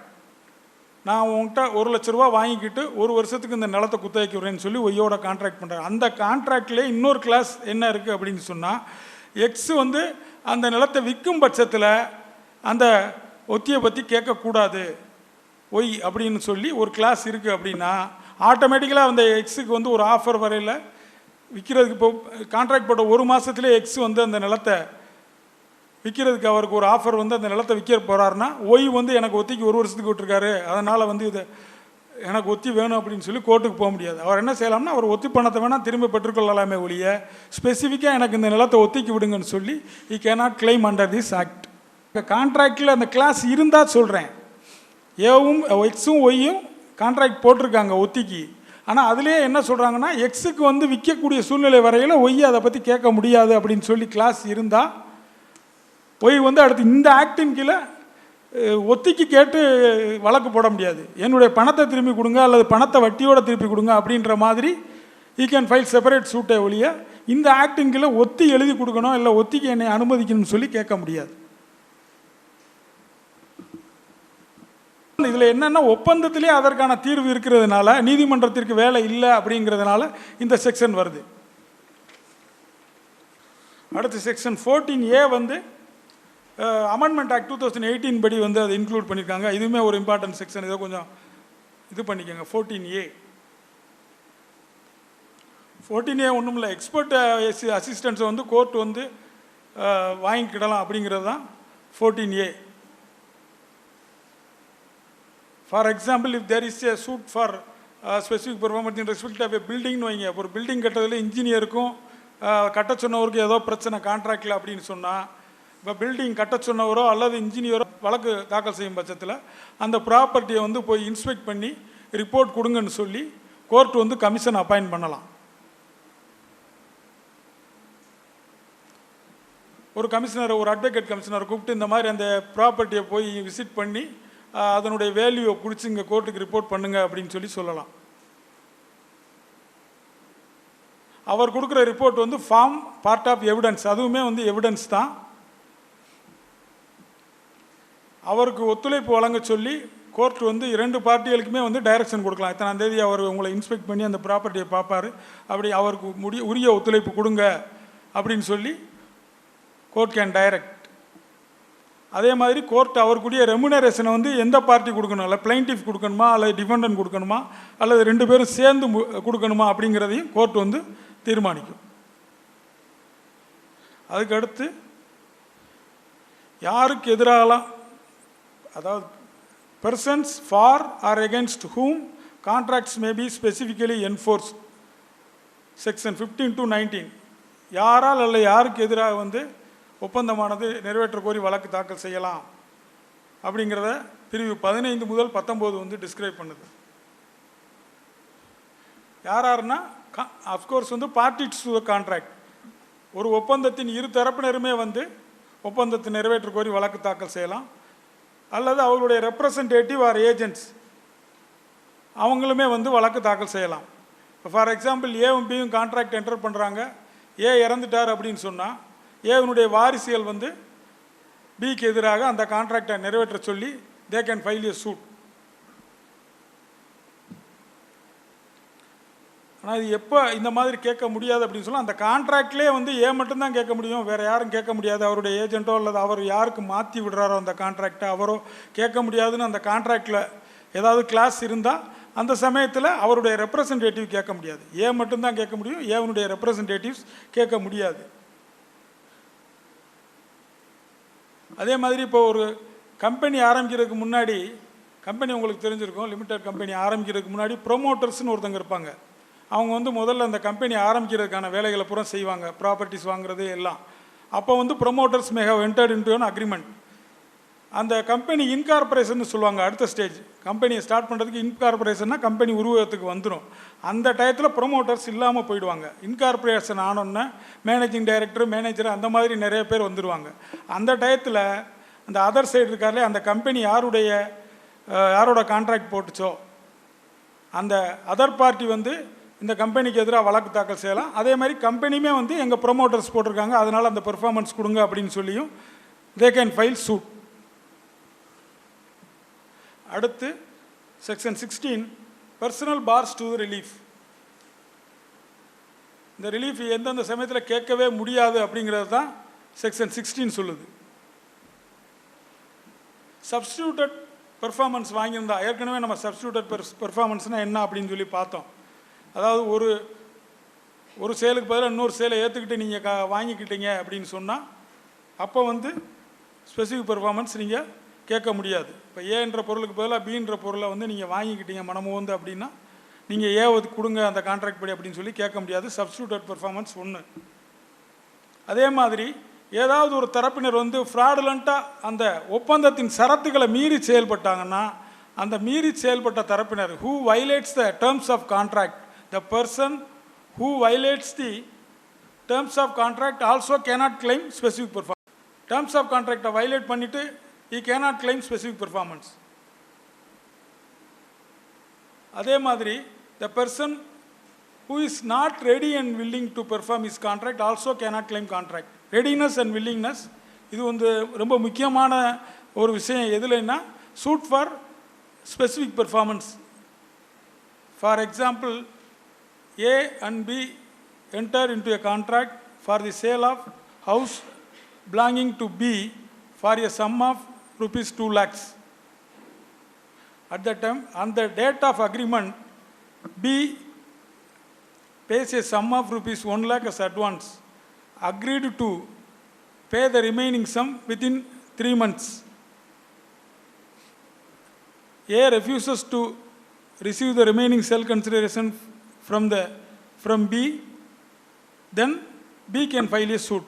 என்கிட்ட கன்சிடரேஷனை வாங்க மாட்டாரு, கன்சிடரேஷனை வாங்கிக்கிட்டு எனக்கு அந்த நிலத்தை பதிஞ்சு கொடுக்க சொல்லுங்கன்னு சொல்லி சூட் ஃபைல் பண்ணலாம். இங்கே வந்து பி வந்து கான்ட்ராக்ட் போட்ட தேதியிலிருந்து from the date of entering in to the agreement he must prove that he is ready and willing to pay the remaining sale consideration. அந்த ரிமைனிங் செல் கன்சிடரேஷன் 1 லட்ச ரூபாய் நான் செலுத்துறதுக்கு தயாராகவும் விருப்பமாகவும் இருக்கேன் அப்படின்னு சொல்லி அவர் அதை ப்ரூவ் பண்ணணும். 1 லட்சம் என்கிட்ட இருக்குது, நான் எப்போவுமே ரெடியாக தான் இருந்தேன், அவர் தான் வரமாட்டேன்ட்டார் அப்படின்னு சொல்லி பி ஹேஸ் டு ப்ரூவ். அதை ப்ரூவ் பண்ணாத பட்சத்தில் நான் சும்மா பேருக்கு ஒருத்தட்ட அக்ரிமெண்ட் போட்டுக்கிட்டு காலம் கடத்திக்கிட்டே வந்தேன் அப்படின்னு சொன்னால் ஸ்பெசிஃபிக் பெர்ஃபார்மன்ஸ் கேட்க முடியாது. செக்ஷன் 17 என்ன சொல்லுதுன்னா, persons who has no title on the date of contract cannot seek for specific performance. For example, A and B enters into a contract for sale of property அப்படின்னு வச்சுக்கோங்க. அந்த contract அதை அக்ரிமெண்ட்டை enter பண்ணுற தேதியில் ஏவுக்கு வந்து அந்த ப்ராப்பர்ட்டியில் டைட்டிலே இல்லாமல் ஃப்ராடுலண்ட்டாக அந்த இதில் கான்ட்ராக்டை என்டர் பண்ணிட்டார் அப்படின்னு சொன்னால் அவர் வந்து அதை வாங்க சொல்லி பி மேலே கேஸ் போட முடியாது. சப்சிக்வெண்ட்டாக அவருக்கு டைட்டில் வந்தாலுமே இவர் கேஸ் போட முடியாது. மீதி பணத்தை கொடுத்துட்டு என்கிட்ட எழுதி வாங்கிக்கிற சொல்லுங்க அப்படின்னு சொல்லி person who has no title on the date of agreement cannot claim specific relief against the other party to the contract. இது மூவபிள் ப்ராப்பர்ட்டிக்குமே இந்த இது அப்ளிகபிள் ஆகும். அடுத்து செக்ஷன் 18 என்ன சொல்லுதுன்னா, non enforcement except with variation. Normally contract should be performed as it is. கான்ட்ராக்டில் என்ன சொல்லியிருக்கோ அந்த வாசகங்கள் படி தான் வந்து கான்ட்ராக்ட் வந்து நிறைவேற்றப்பட முடியும். பட் இன் certain conditions வந்து certain incidents with slight variations the contract can be performed. இப்போ எப்படின்னா ஏவும் பியுமே வந்து ஒரு 100 தென்னை மரங்களை விற்கிறதுக்கு ஏ பிகிட்ட அக்ரிமெண்ட் போடுறாரு. பி வந்து அதை வாங்குறதுக்கு காசு 1000 ரூபாய்க்கு வாங்கிக்கிறேன் அப்படின்னு சொல்லி அக்ரிமெண்ட் போடுறாருன்னா இப்போ ஏ 100ன்ற இடத்துல ஒரு 110 தவறுதலாக டைப் ஆயிடுச்சு. ஒரிஜினல் இன்டென்ஷன் வந்து 100 மரங்களை விற்கிறதுக்கு தான் ஏவும் பியும் enters into a contract for the sale of 100 trees. But due to typographical error or some other mistake if it is mentioned as 110 trees அப்படின்னா பி வந்து எனக்கு 110 ட்ரீஸ் வந்து கொடு அப்படின்னு சொல்லி கேட்க முடியாது. அந்த ஸ்லைட் வேரியன்ஸ் அந்த கான்ட்ராக்டில் உண்மையை ப்ரூவ் பண்ணி 100 மரத்துக்கு தான் நாங்கள் ஒப்பந்தம் போட்டோம். We entered into contract only for 100 trees. அதனால் 100 ட்ரீஸ்க்கு நான் ரெடியாக இருக்கேன் எழுதி கொடுக்க அல்லது விற்கிறதுக்கு ரெடியாக இருக்கேன் அப்படின்னு சொன்னால் அதை தான் பெர்ஃபார்ம் பண்ண முடியும். இதுதான் ஒரிஜினல் கான்ட்ராக்ட்லேருந்து வேரி பண்ணி விற்கிறது, அதனால் வேரியன்ஸ். அடுத்து section 19, relief against parties and persons claiming under them by subsequent title. இதுக்கு ஒரு எக்ஸாம்பிள் என்னன்னா, X and Y enters into a contract for sale of a immovable property. X is the owner of the property. Y agreed to purchase the same for 1 lakh rupees and Y pays some advance amount. During the pendency of the contract, X, without the knowledge of Y, sold the property to some Z. அப்போ அந்த date of contract வந்து X is the owner of the property. சப்சிக்வெண்ட்டாக நமக்கு தெரிய வரையில் அவர் ஒய்க்கு sale டீட் execute பண்ணிட்டாரு, நம்மகிட்ட இருக்க கான்ட்ராக்டை மறைச்சுன்னா அப்போ எக்ஸையும் இசட்டையும் பார்ட்டியாக சேர்த்து Y can file a suit. ஏன்னா கான்ட்ராக்ட் இருக்கையில் எனக்கும் ஒய்க்கும் எக்ஸுக்கும் இடையே கான்ட்ராக்ட் இருக்கும் பட்சத்தில் அதை வந்து இசட் வாங்கினது வந்து தப்பு, அதனால் இசட்டும் எக்ஸும் சேர்ந்து எனக்கு எழுதி கொடுக்கணும் சேல் டீட் அப்படின்னு சொல்லி Y can file a suit before the court.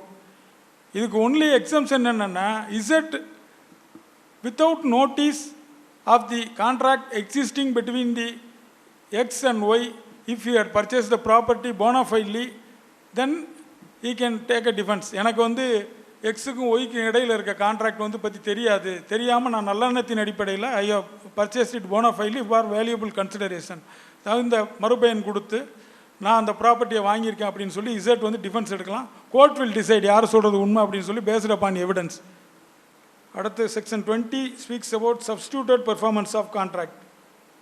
நம்ம ஏற்கனவே சப்ஸ்டியூட்டட் பெர்ஃபார்மன்ஸ் ஆஃப் கான்ட்ராக்ட் அப்படின்றதுக்கு எக்ஸாம்பிள் நம்ம பார்த்தாச்சு. இதுக்கு வந்து என்னென்னா ஒரு இன்க்ரீடியன்ட் என்னென்னா, இந்த மாதிரி ஏவும் பியும் கான்ட்ராக்ட் என்டர் பண்ணியிருக்கையில் ஏ வந்து இப்போ ஒரு காரை விற்கிறதுக்கு பியோட கான்ட்ராக்ட் என்டர் பண்ணியிருக்காருன்னா ஏ விற்க மறுக்கிறாரு பிக்கு அந்த காரை அப்படின்னா, பி வந்து must give at least 30 days notice, prior notice கொடுக்கணும். பி வந்து 30 days நோட்டீஸ் கொடுக்கணும். அதாவது இப்போ நீ காரை விற்க ஒத்துக்கிட்ட ஆனால் இன்னும் விற்க வரமாட்டேங்கிற, இப்போ அந்த நோட்டீஸ் கிடைச்ச within 30 days if you refuse to sell the car I will purchase from somebody else and I will claim the compensation from you அப்படின்னு சொல்லி 30 நாள் நோட்டீஸ் ப்ரேயர் நோட்டீஸ் கொடுத்துட்டு then he can go for a substituted performance. அந்த substitute பெர்ஃபார்மன்ஸுக்கு அந்த notice கொடுத்துட்டு போனால் தான் அவருக்கு ஏற்படுற இழப்புகளை கேட்டு அதர் பார்ட்டிகிட்ட he can file a suit. அடுத்தது செக்ஷன் 20A 2018 அமெண்ட்மெண்ட் ஆக்ட் படி வந்திருக்கு. அது எதுக்காக எழுதியிருக்காங்கன்னா, கவர்மெண்ட்டினுடைய இன்ஃப்ராஸ்ட்ரக்சர் ப்ராஜெக்ட்ஸ். இது கொஞ்சம் அமெண்ட்மெண்ட் ஆக்ட்ன்றதுனால அடிக்கடி இது தெரிஞ்சிருக்கா தெரியலையான்னு சொல்லி அடிக்கடி கேள்விகள் வந்து ஜுடிஷியல் எக்ஸாமில் கேட்கப்படுது. இதில் என்னென்னா இன்ஃப்ராஸ்ட்ரக்சர் ப்ராஜெக்ட்னா என்னென்னா, இப்போ ஒரு கவர்மெண்ட் வந்து பெரிய ரோடு போடலாம் அல்லது பெரிய பிரிட்ஜு கட்டலாம், அந்த மாதிரி சமயத்தில் என்ன அப்படிங்கிறத அது சொல்லுது. அந்த மாதிரி சமயத்தில் ஒரு சும்மா சாதாரண இப்போ நான் போய் இந்த மாதிரி இந்த இடத்துல பாலமே கட்டக்கூடாதுன்னு சொல்லி I cannot file injunction suit against the infrastructure project. அந்த மாதிரி டயத்தில் injunction remedy will not be granted.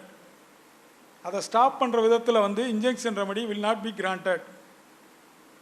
ஏன்னா அந்த மாதிரி இன்ஜெக்ஷன் கொடுத்துட்டா ஒரு சாதாரண ஆள் வந்து ஒரு கவர்மெண்ட்டுடைய ப்ராஜெக்டை எதிர்த்து இன்ஜெக்ஷன் வாங்கிட்டாருன்னா ப்ராஜெக்ட் வந்து ஸ்பாயில் ஆகிடும், அதன் மூலமாக பப்ளிக் கிடைக்கிற வெல்ஃபேர் வந்து ஸ்பாயில் ஆகிடும். அப்படிங்கிறதுனால இந்த பிரின்சிபலாக அவங்க சொல்லியிருக்காங்க. அது you can go for writ remedy, but under this act you cannot seek injunction. அது ரிட் பெட்டிஷன் நீங்கள் வேணும். அதை தான் நான் சொன்னேன். இந்த ஆக்டின் மூலமாக if you are not able to get any remedy it doesn't mean that you cannot go for other remedy. இந்த ஆக்டில் கிடைக்கலன்றதுக்காக ரெமெடியே இல்லைன்னு அர்த்தம் கிடையாது. வேறு remedy you can approach. Writ petition நீங்கள் ஃபைல் பண்ணலாம் for public interest litigation.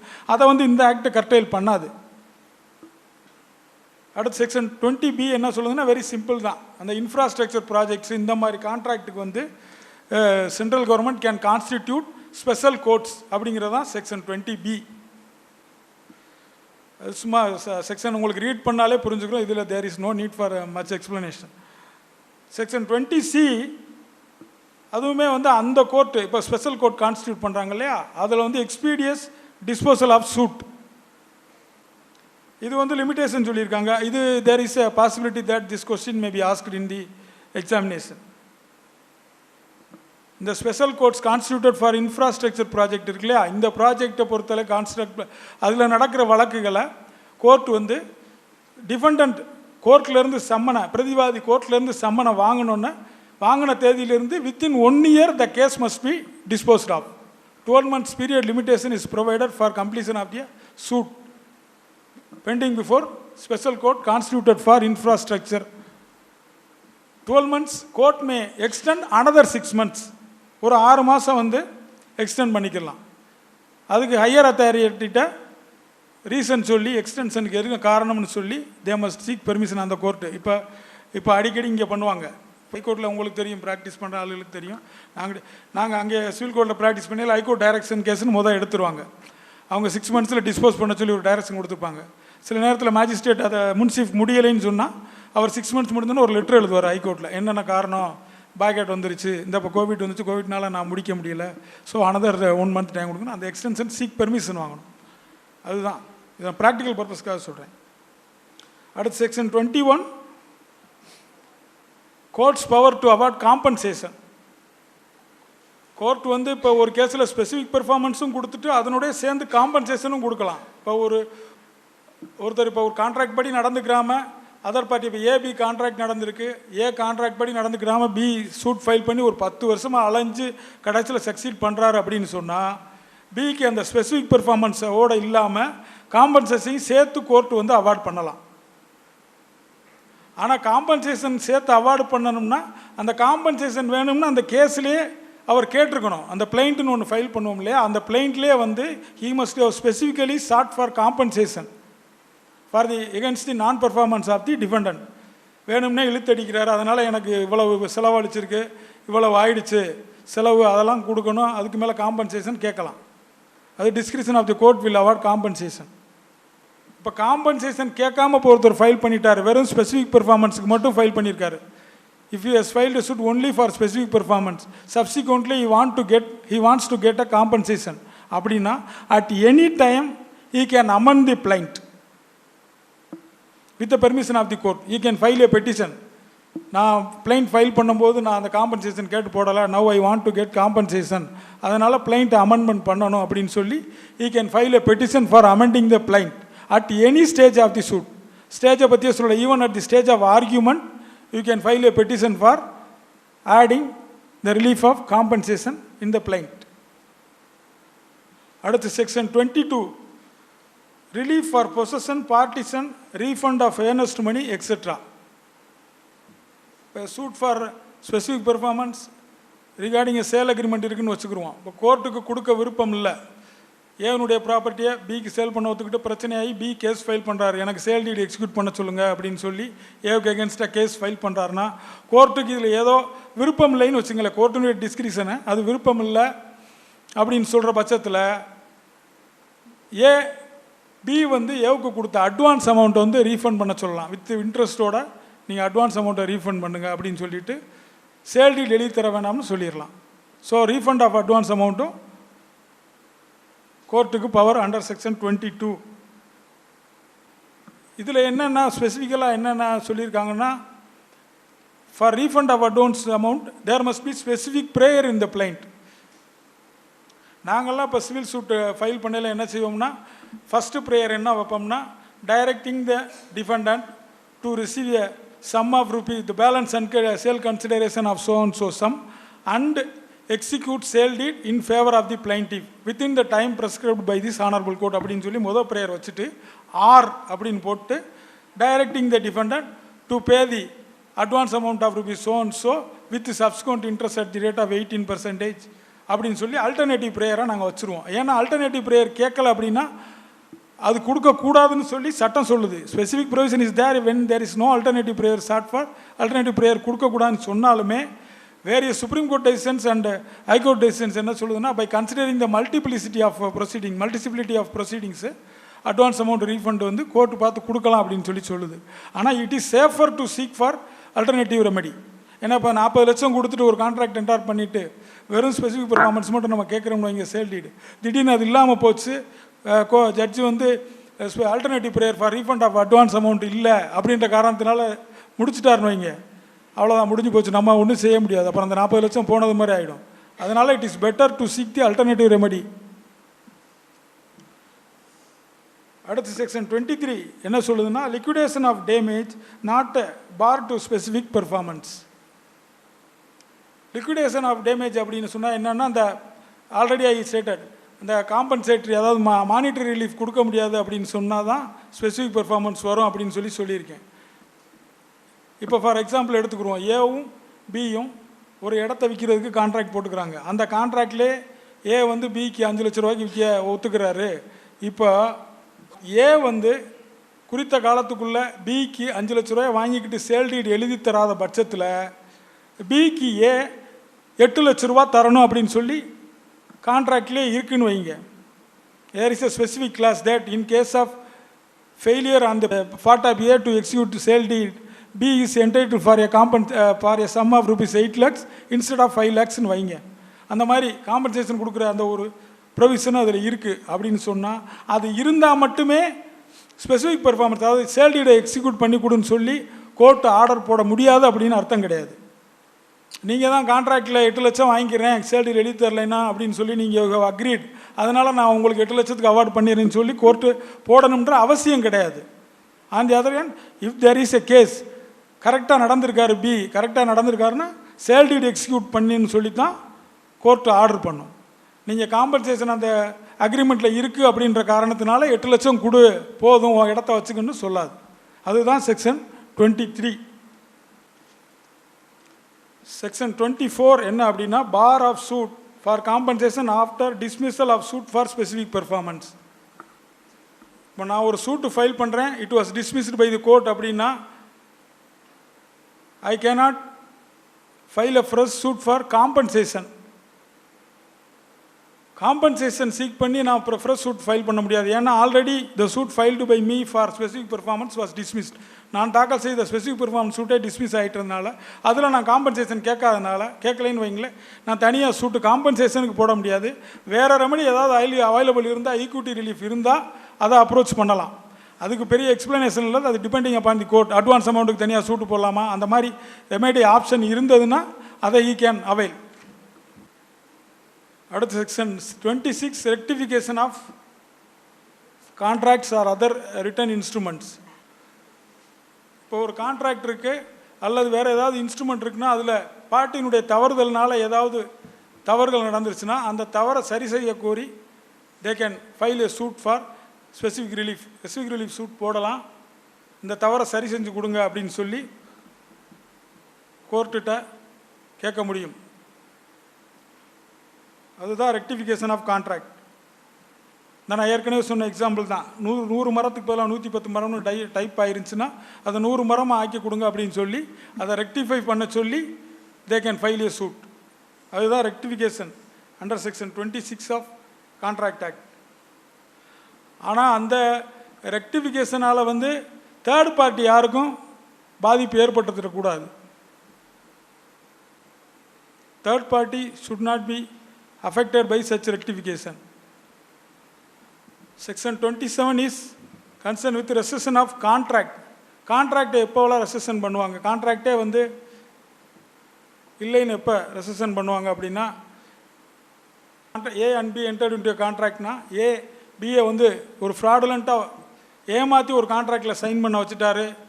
If B comes to know that அது ஃப்ராடுலண்ட் கான்ட்ராக்ட், ஃப்ராடுலண்ட்டாக ஏ வந்து நம்மகிட்ட அந்த கான்ட்ராக்டை ஏற்படுத்திக்கிட்டார் அப்படின்னு சொன்னால் அந்த உண்மைகளை சொல்லி B can file a suit for rescission of contract.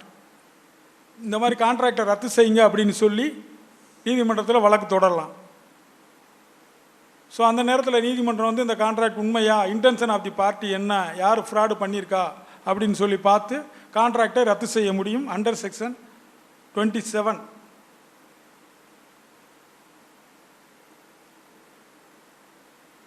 Section 28 deals with rescission of contract after passing of degree of the suit.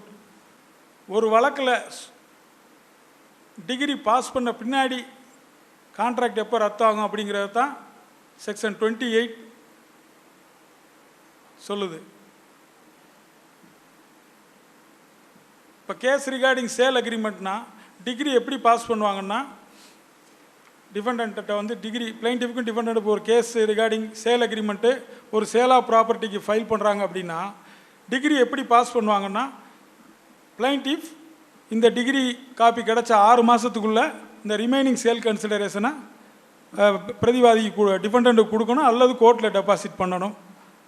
அதுக்கப்புறம் defendant has to execute sale deed in favour of the plaintiff அப்படின்னு தான் degree இருக்கும். 6 மாதத்துக்குள்ளே பணத்தை கொடுக்கணும். அதுக்கு அதை வாங்கிக்கிட்டு வாதிக்கு வந்து விற்பனை பத்திரம் எழுதி தரணும் ஒரு இடத்த குறித்து அப்படின்னு தான் டிகிரி பாஸ் பண்ணுவாங்க. இப்போ அந்த 6 months டயத்துக்குள்ளே plaintiff fails to deposit the remaining sale consideration or fails to pay the remaining sale consideration to the defendant அப்படின்னா அப்போவுமே வந்து அந்த கான்ட்ராக்ட் வந்து ரத்தாயிடும். அதுக்கு வந்து பை கோர்ட் சோமோட்டாவும் ரத்து பண்ணலாம் அல்லது அந்த application of the other party ஒரு அந்த சூட்லேயே ஒரு ஐஏ ஃபைல் பண்ணி இந்த மாதிரி நீங்கள் 6 மாதத்துக்குள்ளே ரிமைனிங் சேல் கன்சிடரேஷன் கொடுக்க சொன்னீங்க, அவர் கொடுக்கல, அதனால் இந்த கான்ட்ராக்டை ரத்து பண்ணுங்கன்னு சொல்லி the other party that is defendant can claim for rescission of the contract. எப்போவெல்லாம் ரெசிஷன் தரமாட்டாங்க அப்படின்னு சொன்னால் the plaintiff expressly or impliedly ratified the contract. இப்போ ஒரு தவறாக இருக்குது, அது ஒப்பந்தத்தின் சரத்துகள் தவறாக இருக்குது அப்படின்னு சொல்லி terms of contract is wrong அப்படின்னு தெரிஞ்சுமே வந்து தொடர்ந்து அந்த கான்ட்ராக்ட் படி நடந்துட்டார் அப்படின்னு சொன்னால் சப்சிக்வெண்ட்டாக வந்து எனக்கு தெரியலை ஏமாற்றிட்டாங்க அப்படின்னு சொல்லி கேஸ் ஃபைல் பண்ண முடியாது. சில அவருடைய செயல்கள் மூலமாக by his own acts he has accepted the contract as it இஸ்னா அதுக்கடுத்து சப்சிக்வெண்ட்டாக he can not seek for rescission of contract.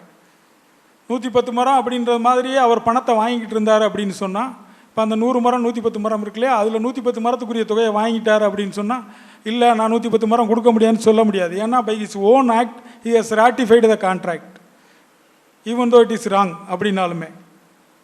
Section 29 allows a person to file suit for specific performance and in case of failure of specific performance for rescission of contract.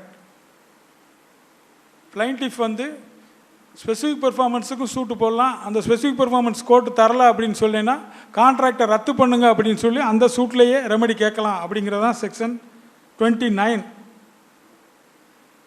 Section 30 deals with restoration of benefits to the parties. If any parties acquire any benefits by a contract, if the contract is rescinded, then the person obtain the benefit can be ordered to return the benefit to the other party. Section 30 என்னன்னா contractor ரெசிண்ட் ஆயிருந்தாலும் யாராவது அந்த contract மூலமாக பெனிஃபிட்டை அடைஞ்சிருந்தாங்கன்னா அந்த பெனிஃபிட்டை ஒருத்தர்கிட்டருந்து வாங்கின party contract ரத்து செய்யப்பட்டாலும் திரும்ப கொடுக்கணும், அவ்வளோதான். அடுத்து cancellation of instrument section 31 to 33. இப்போ ஒரு இன்ஸ்ட்ருமெண்ட் இருக்குது, அந்த இன்ஸ்ட்ருமெண்ட்டு இருக்கிறதுனால ஒரு ப்ராப்பர்ட்டியில் ஒருவருடைய ரைட்டுக்கு பாதிப்பு ஏற்படுது அப்படின்னு சொன்னால் அந்த இன்ஸ்ட்ருமெண்ட்டை கேன்சல் பண்ண சொல்லி நான் கேஸ் ஃபைல் பண்ணலாம். ஃபார் எக்ஸாம்பிள் இப்போ எனக்கு சொந்தமான ஒரு ப்ராப்பர்ட்டியை குறித்து இன்னொரு நபர் 2 நபர்கள் வந்து ஒரு சேல் டீட் எழுதிக்கிட்டாங்கன்னா அந்த சேல் டீட் இருக்கிற வரைக்கும் எனக்கு இந்த ப்ராப்பர்ட்டியில் உரிமைக்கு பிரச்சனை ஏற்படலாம். அந்த நேரத்தில் அந்த சேல் டீடை வந்து ரத்து பண்ண சொல்லி I can file a suit under section 31. இந்த சட்டத்தின் கீழே ஃபைல் பண்ணுற சூட்டில் வந்து அந்த சேல் டீட் செல்லாது அப்படின்னு சொல்லி கோர்ட்டு ஒரு டிகிரி பண்ணிருச்சுன்னா அந்த தீர்ப்பை வந்து ஆட்டோமேட்டிக்காகவே it will sent to the concern register office. அந்த ரெஜிஸ்டர் ஆஃபீஸ்க்கு இந்த மாதிரி இந்த ஆவணம் செல்லாதுன்னு சொல்லி கோர்ட்டு தீர்ப்பு அளிச்சிருக்குன்னு சொல்லி automatically the court will send a copy of the decree to the concern register office. அதே மாதிரி section 32 if the instrument can be partially cancelled. இப்போ ஃபார் எக்ஸாம்பிள் ஏ வந்து பிக்கு ஒரு சேல் டீட் எழுதி தர்றாரு, அவர் சொத்தோட என் சொத்தையும் அதாவது இன்னொரு பார்ட்டி சியினுடைய சொத்தையும் சேர்த்து எழுதி தந்துட்டாருன்னா இப்போ சி வந்து அந்த சேல் டீடை கேன்சல் பண்ண வழக்கு தாக்கல் செய்யலாம். அப்போ வந்து ஏனுடைய ப்ராப்பர்ட்டியை விட்டுட்டு சியினுடைய ப்ராப்பர்ட்டியை பொறுத்த அளவுக்கு மட்டும் அந்த சேல் டீட் வந்து வாய்டு அல்லது செட்டசைட் பண்ணலாம். அதுதான் வந்து பார்ட் கேன்சலேஷன் செக்ஷன் 33. நீங்கள் அப்படி வச்சுக்கிட்டிங்கன்னா எக்ஸாம் பாயிண்ட் ஆஃப் வியூ கரெக்டாக இருக்கும். பார்ட் கேன்சலேஷன் செக்ஷன் 33, அதாவது ஒரு part of the sale deed is cancel, remaining part of the sale deed will be valid. Section 33யும் அதே மாதிரி ஒரு ஆவணம் ரத்தாக இருந்தால், ஒரு ஆவணம் கேன்சல் பண்ணிட்டா, அந்த ஆவணத்தின் மூலமாக ஒரு பார்ட்டிகிட்டேருந்து இன்னொரு பார்ட்டி பெனிஃபிட் ஆகிருந்தா, அந்த பெனிஃபிட் அடைஞ்ச பார்ட்டியை வந்து திருப்பி அந்த பெனிஃபிட்டை ரீஃபண்ட் பண்ணி சொல்லலாம். அதுதான் செக்ஷன் 33. செக்ஷன்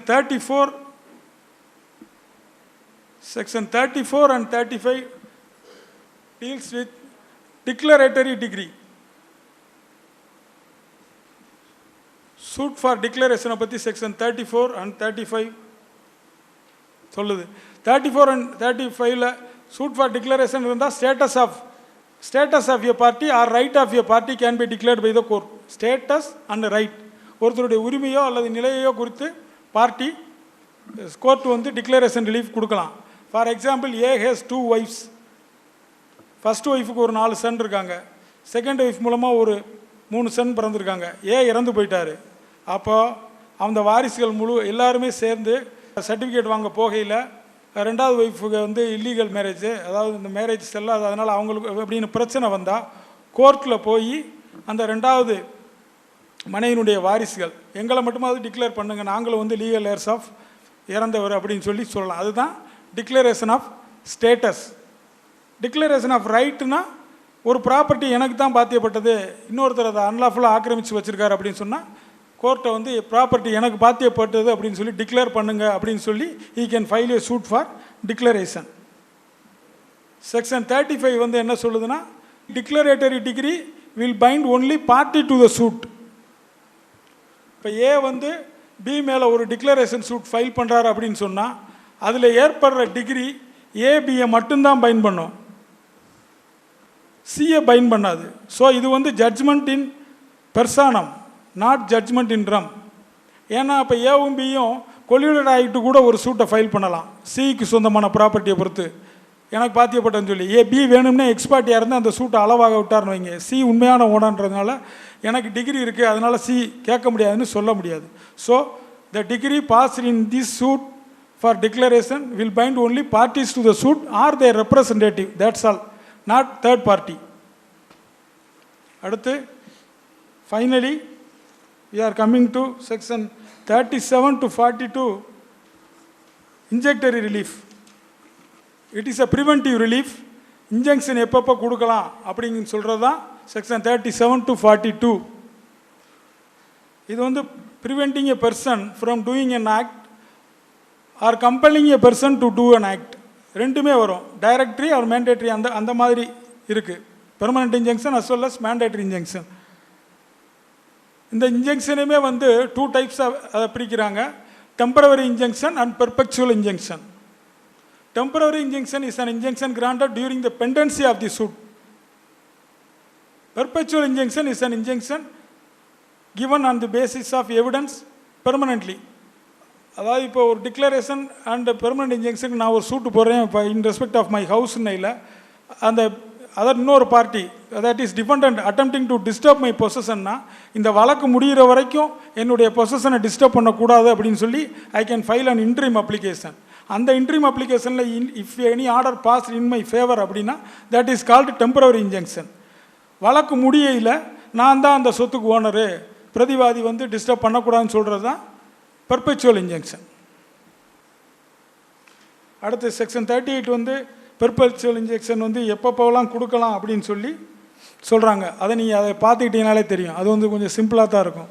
என்னுடைய பொசிஷனை டிஸ்டர்ப் பண்ண வந்தால் பெர்பெச்சுவல் இன்ஜெக்ஷன் கொடுக்கலாம். மானிட்ரி காம்பன்சேஷன் நாட் அடிக்குவேட் அப்படின்னு இல்லை, அந்த பெர்மனன்ட் இன்ஜெக்ஷன் தான் கொடுக்கணும். ஏன்னா என்னுடைய இடத்த இன்னொருத்தர் டிஸ்டர்ப் பண்ண வர்றாருன்னு சொல்லும்பொழுது பெர்மனன்ட் இன்ஜெக்ஷன் மட்டும்தான் கொடுக்குமே ஒழிய பணம் வாங்கிக்கணும்லாம் சொல்ல முடியாது. Section 38 deals with Section 39 deals with mandatory injunction. Mandatory injunction is an injunction directing a party to do a certain things. அதாவது இப்போ ஏவுக்கு சொந்தமான இடத்துல பி வந்து அன்லாஃபுல்லாக என்க்ரோச்மெண்ட் பண்ணி ஒரு கட்டடம் கட்டியிருக்காரு அப்படின்னு சொன்னால் ஏ வந்து கேன் ஃபைல் ஏ சூட். அந்த இடம் வந்து எனக்கு பாத்தியப்பட்ட இடம், அதனால் அதை எனக்கு பாத்தியப்பட்டதுன்னு டிக்ளேர் பண்ண சொல்லி அதன் விளைவாக இன் கான்சிக்வன்ஸ் பிஏ வந்து அவர் கட்டியிருக்கிற அன்லாஃபுல் என்க்ரோச்மெண்ட்டை ரிமூவ் பண்ணி என்கிட்ட பொசஷனை ஒப்படைக்க சொல்லுங்கள் அப்படின்னு சொல்லி he can file a suit. அந்த சூட் இப்போ எனக்கு சக்சீட் ஆனால் court will give a mandatory direction to the defendant. நீ வந்து உன் செலவில் அந்த அன்லாஃபுல்லாக கட்டப்பட்டிருக்க கட்டடத்தை இடிச்சிட்டு அதனுடைய பொசஷனை ஏட்ட ஒப்பட அப்படின்னு சொல்லி court can pass an order. This is called as mandatory injunction. Section 40 deals with damages in addition to the or in lieu of injunction. ஒரு இன்ஜெக்ஷன் சூட் போடுறோம், ஏற்கனவே அதில் எனக்கு ரொம்ப டேமேஜ் பண்ணிட்டா டிஃபெண்டன்ட்னா அதனோட சேர்த்து டேமேஜஸும் நான் கிளைம் பண்ணலாம். எனக்கு இவ்வளவு நஷ்டம் ஈடு தரணும் அப்படின்னு சொல்லி கோர்ட்டுகிட்ட கிளைம் பண்ணலாம். கோர்ட்டுமே வந்து இன்ஜெக்ஷன் டிகிரியோடு சேர்த்து அவர் பண்ண தப்புக்காக டேமேஜஸும் நீ ஒரு 10,000 கொடுக்கணும் அப்படின்னு சொல்லியும் ஆர்டர் போடலாம். That is section 40. Section 41 grounds for refusing and injection. எந்தெந்த நேரத்தில் இன்ஜெக்ஷன் ரிலீஃபை வந்து ரெஃப்யூஸ் பண்ணலாம் அப்படின்னு சொல்லி செக்ஷன் 41. இது கொஞ்சம் இம்பார்ட்டன்ட் செக்ஷன், சீக்கிரம் சொல்லிடு, நீங்கள் குறித்து வச்சுக்கோங்க. இப்போ ஒரு இன்ஜெக்ஷன் ஜுடிஷியல் ப்ரொசீடிங்ஸ் ஆல்ரெடி பெண்டிங்காக இருந்துச்சுன்னா அதுக்கு எகென்ஸ்டாக யூ கேனாட் சீக் இன்ஜெக்ஷன். இப்போ உங்கள் மேலே ஆல்ரெடி ஒருத்தர் ஒரு சூட்டு ஃபைல் பண்ணிட்டார் அப்படின்னு சொன்னால் அந்த சூட்டை தடுத்துருங்க அப்படின்னு சொல்லி நீங்கள் சப்சிக்வெண்ட்டாக இன்ஜெக்ஷன் சூட் போட முடியாது. அதே மாதிரி இப்போது முன்சிப் கோர்ட்டில் ஒருத்தர் சூட் ஃபார் இன்ஜெக்ஷன் ஃபைல் பண்ணியிருக்காருன்னா நம்ம சப்கோர்ட்டில் declaration and permanent injunction file பண்ணலாம். அதை வந்து தடை பண்ண முடியாது. Lower court cannot prevent a person from approaching superior court. Second incident அது. அதே மாதிரி கிரிமினல் ப்ரொசீடிங்ஸை ஒருத்தர் இனிஷியேட் பண்ண போகிறார் நம்ம மேலே அப்படின்னு சொன்னால் அவருக்கு எகென்ஸ்டாகவும் நீங்கள் வந்து இன்ஜெக்ஷன் கேட்க முடியாது. ஃபார் எக்ஸாம்பிள் இப்போ செக் கேஸ்லாம் முதல்ல சில பேர் அது பண்ணுவாங்க. என்ன பண்ணுவாங்கன்னா, என் செக்கை அவர் வந்து எடுத்து வச்சுக்கிட்டு என் மேலே கேஸ் போட போகிறாரு அதனால் இன்ஜெக்ஷன் கொடுங்க அல்லது செக்கை ரிட்டர்ன் பண்ண சொல்லுங்கலாம் சூட்டு ட்ரை பண்ணாங்க முதல்ல. பட் அதெல்லாம் கோர்ட்டு ஏற்றுக்கிறாது. That kind of injunction will not be granted. அதாவது கிரிமினல் ப்ரொசீடிங்ஸ் எகென்ஸ்டாக injunction will not be granted. அதே மாதிரி இன்ஜெக்ஷன் கொடுத்தா ப்ரொசீடிங்ஸில் டிலே ஏற்படும் அப்படின்ற சந்தர்ப்பத்திலையுமே வந்து கோர்ட் வந்து வில் நாட் கிராண்ட் இன்ஜெக்ஷன். அதே மாதிரி இப்போ ஒரு ப்ராப்பர்ட்டியை குறித்து ஒருத்தர் சீக் ஃபார் பெர்மனன்ட் இன்ஜெக்ஷன்னா அந்த ப்ராப்பர்ட்டியில் அவருக்கு வந்து ரைட் இருக்கணும். ரைட் இல்லாதவர் வந்து இன்ஜெக்ஷன் கேட்க முடியாது. The plaintiff has no personal interest in that matter அப்படின்னா court will not grant injunction. Final section is section 42 injunction to perform negative agreement.